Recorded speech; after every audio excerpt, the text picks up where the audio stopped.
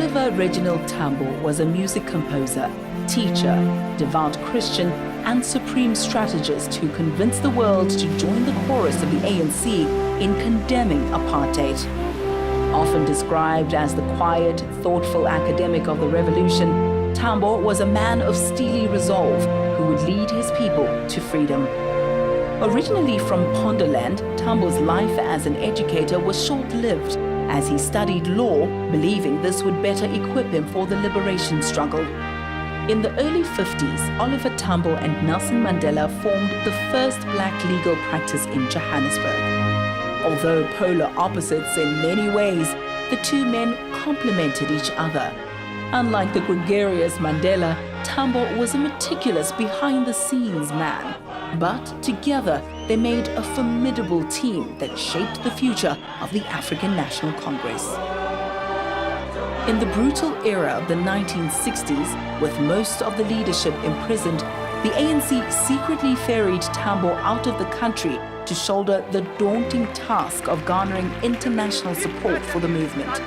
Going door to door and country to country, the ANC president developed an enormously powerful anti-apartheid movement that spread across the globe.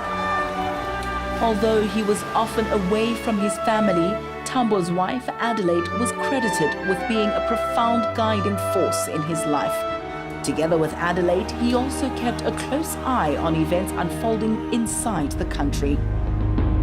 Outraged by the government's brutality and declaration of a state of emergency in 1985, the usually even-tempered Tambo made a bold call on Radio Freedom for activists to make the country ungovernable.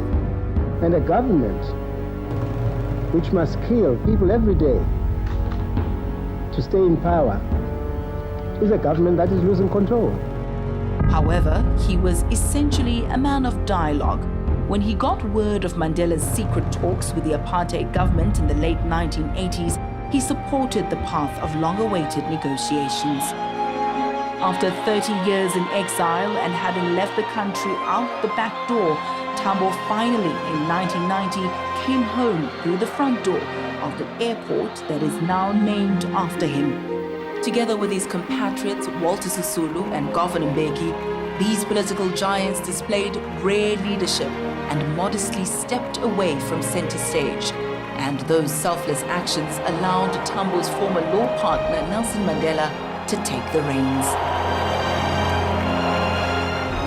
Although he dedicated his life to the concept of universal suffrage, Oliver Tambo died before he was able to vote.